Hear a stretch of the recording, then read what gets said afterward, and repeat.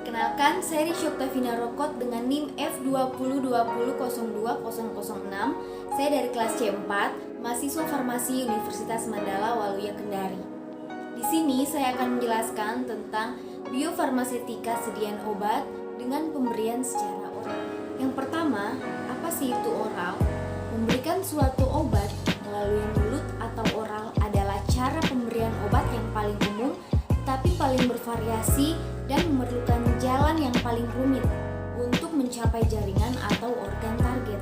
Selanjutnya, bentuk sediaan oral harus dirancang untuk mempertimbangkan rentang pH yang ekstrim, ada atau tidaknya makanan, degradasi enzim, perbedaan permeabilitas obat, dan motilitas saluran cerna.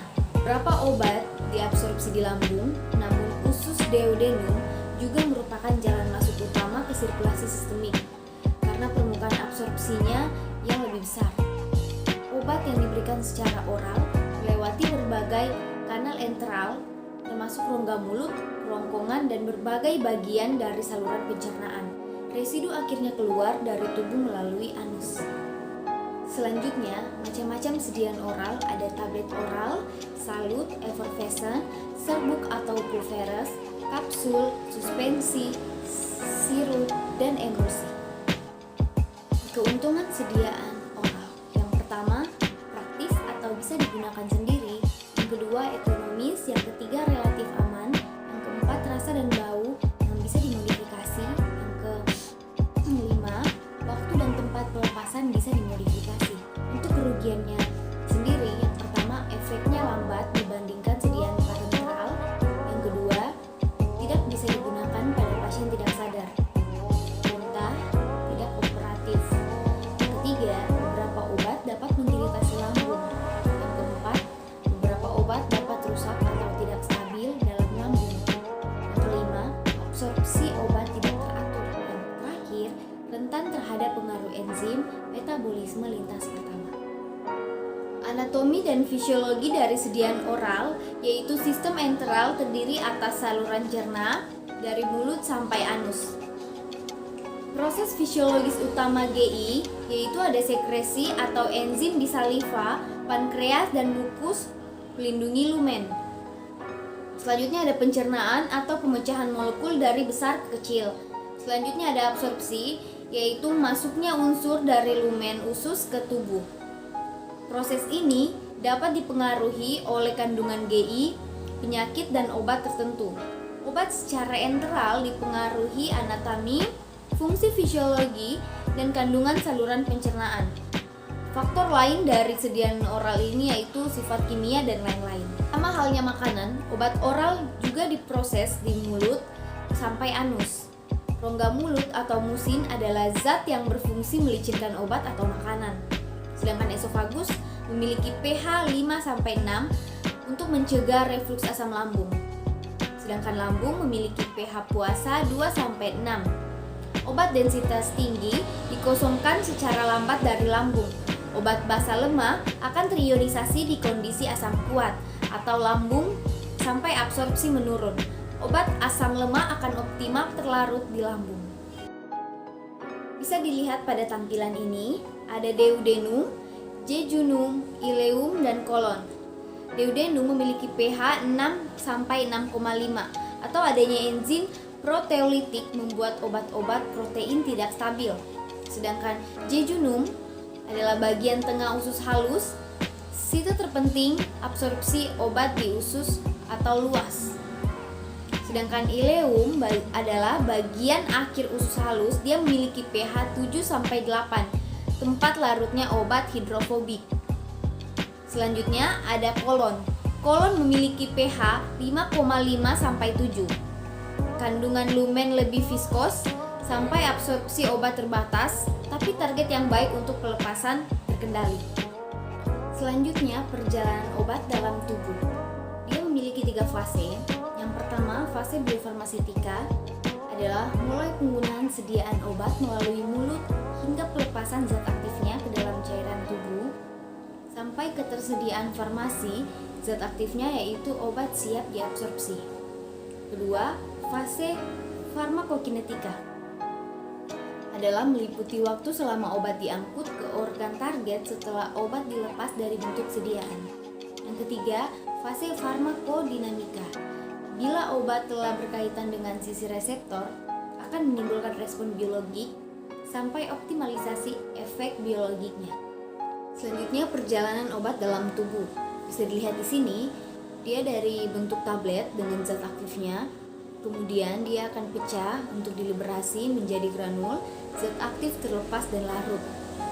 Kemudian, ketersediaan farmasi, obat untuk diabsorpsi. Setelah itu, zat aktif mengalami absorpsi, distribusi, metabolisme, ekskresi. Setelah itu, ketersediaan hayatinya, obat untuk memberikan efek. Kemudian terjadi interaksi obat dengan reseptor di tempat kerjanya. Setelah itu, obat akan memberikan efek. Bisa dilihat di sini proses hancurnya tablet. Jadi dari tablet, dia akan pecah untuk disintegrasi menjadi granul. Setelah menjadi granul, dia akan diliberasi untuk terlepas zat aktifnya. Setelah itu akan disolusi untuk zat aktifnya terlarut. Setelah itu dia akan memberikan efek obat. Nah, mana dengan obat sirup? Obat sirup akan mencapai ketersediaan hayati dalam waktu singkat karena tidak mengalami proses desintegrasi. Untuk urutan kecepatan disolusi, yaitu yang pertama ada sirup, suspensi, setelah itu ada serbuk, kemudian granul, kapsul, dan tablet.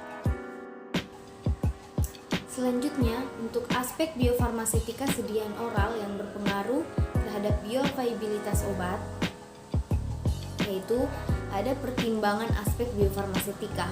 Yang pertama, sifat fisikokimia, kemudian ada permeabilitas, kemudian ada tipe produk obat, meliputi tablet, larutan, dan supositoria. Kemudian ada sifat bahan tambahan. Nah, untuk pertimbangan aspek biofarmasetika, yang pertama ada tipe produk obat. Misalnya tablet, larutan, suspensi, dan supositoria. Desintegrasi, proses pemecahan sediaan menjadi partikel-partikel kecil untuk melepaskan obat, atau harus memenuhi syarat USP, kecuali untuk trokisi, tablet punya, produk obat pelepasan modifikasi. Yang selanjutnya, pelarutan dan kelarutan. Pelarutan adalah proses di mana suatu bahan kimia atau obat menjadi terlarut dalam suatu pelarut. Pelarutan adalah massa solut yang melarut dalam suatu volume pelarut tertentu pada suatu temperatur. Yang kedua, ada sifat fisikokimia obat. Meliputi yang pertama, profil pH kelarutan. Adalah obat yang bersifat asam lemah akan lebih terionisasi pada suasana basah. Sedangkan obat yang bersifat basa lemah akan terionisasi pada suasana asam. Yang kedua, profil pH stabilitas. Adalah obat yang sifatnya tidak stabil atau tidak tahan terhadap asam, perlu perlakuan khusus atau dissolute entry. Contohnya erythromycin. Tidak stabil atau rusak di pH asam lambung, stabil di pH netral dan alkali sehingga disalin. Untuk ukuran partikelnya, semakin kecil ukuran partikel, semakin cepat terlarut. Untuk obat yang sukar larut, pengecilan partikel dan penggilingan menjadi bentuk mikro dapat menjadi solusi atau penggunaan zat disintegran. Selanjutnya ada polimorfisme dan solvat. Polimorfisme menunjukkan susunan suatu obat dalam berbagai bentuk kristal atau polimorf, sedangkan bentuk non-kristal disebut amorf solvat. Adalah bentuk yang mengandung pelarut atau air atau hidrat. Sedangkan desolvat adalah bentuk yang dibuat melalui penghilangan pelarut dari solvat. Nah, pada gambar ini bisa dilihat perbedaan ini kristal dan ini amorf. Bentuk polimorf mempunyai struktur kimia yang sama, tetapi berbeda sifat fisik atau kelarutan, densitas, kekerasan, dan karakteristik pengempaan. Tetapi jika dibandingkan dengan bentuk amorf atau non-kristal, maka bentuk amorf lebih cepat melarut. Selama penyiapan formulasi, beberapa obat berinteraksi dengan pelarut untuk membentuk suatu kristal yang disebut sulfat atau hidrat. Bentuk kristal tersebut memudahkan obat untuk terlarut di dalam tubuh, tetapi menjadikannya sulit untuk dikempa atau higroskopis jika dibuat dalam bentuk tablet. Yang ketiga, ada sifat bahan tambahan. Yang pertama, surfaktan. Surfaktan konsentrasi kecil bisa menurunkan tegangan permukaan dan meningkatkan kelarutan. Tetapi pada konsentrasi tinggi dapat menyebabkan pembentukan miseles dengan obat sehingga menurunkan kelarutannya. Yang kedua, bahan pensuspensi. Bahan pensuspensi yang berlebihan dapat menaikkan kekentalan pembawa obat sehingga menurunkan kelarutan. Yang ketiga, kompresi tinggi tablet perlu didesintegran. Berlebihan tablet cepat hancur. Aspirin atau asam memerlukan Na bikarbonat atau garam larut air. Yang keempat, ada permeabilitas obat. Membran sel bersifat permeabel terhadap ion dan molekul polar spesifik. Permeabilitas merupakan kemampuan yang dimiliki oleh membran sel dalam menyaring partikel-partikel yang akan melalui membran sel. Permeabilitas membran tergantung pada yang pertama, fluiditas inti hidrofobik membran atau struktur, beda sel maka beda komposisi penyusun. Yang kedua, aktivitas protein pengangkutnya. Yang ketiga, sifat fisiko-kimia obat. Protein transport mengikat senyawa yang dibawa dan secara fisik menggerakkannya melintasi membran. Selanjutnya, faktor yang berpengaruh. Yang pertama, ada motilitas gastrointestinal, yaitu pergerakan fisiologi obat dalam saluran cerna tergantung pada keberadaan makanan pada saluran cerna. Kemudian lebih banyak obat yang dikonsumsi setelah makan atau kontraksi lebih stabil.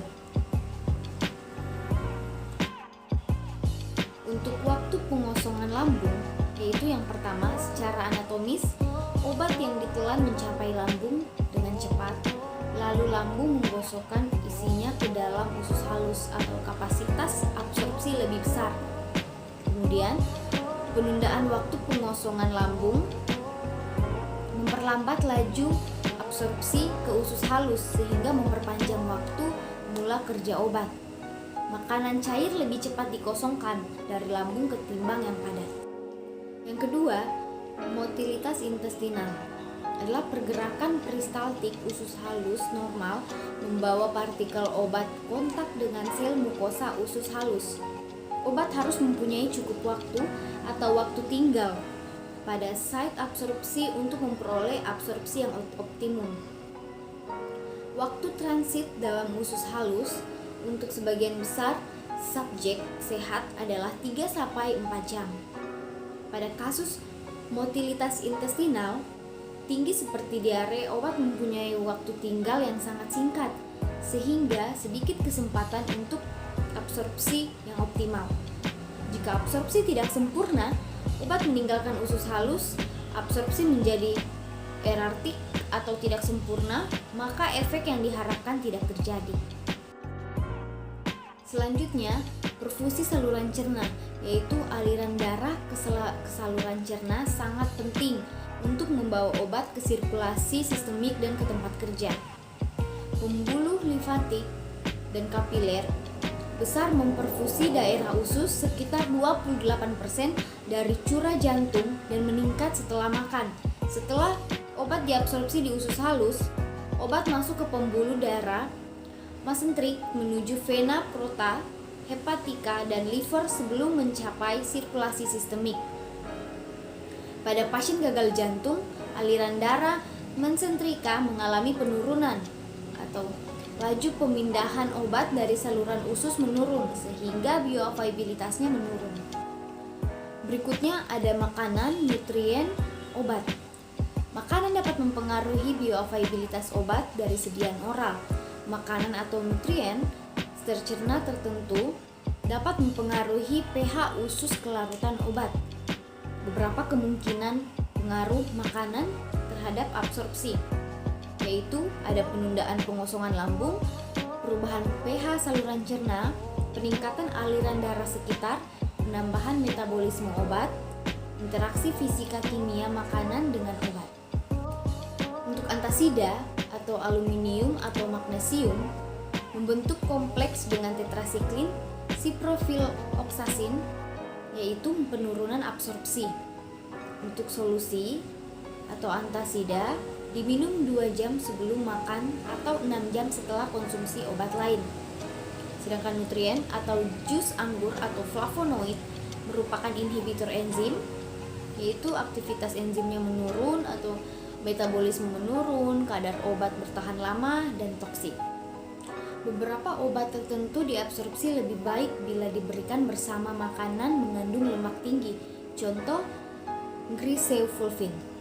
Air putih dapat membantu obat melewati esofagus dan meningkatkan kelarutan untuk obat yang kelarutannya terbatas.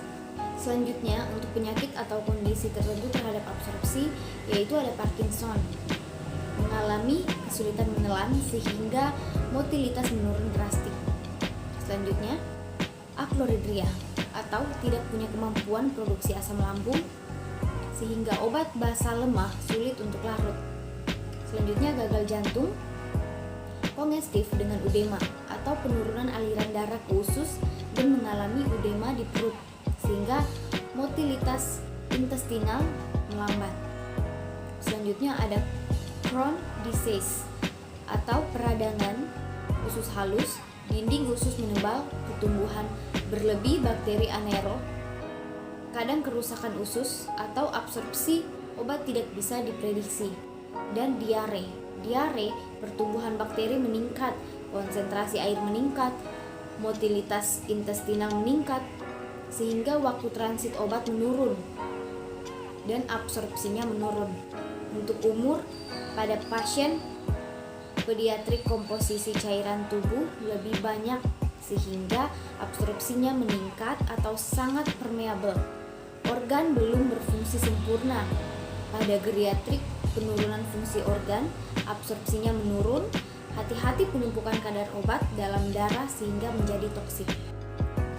Sekian dan terima kasih penjelasan dari saya. Itu saja yang dapat saya jelaskan.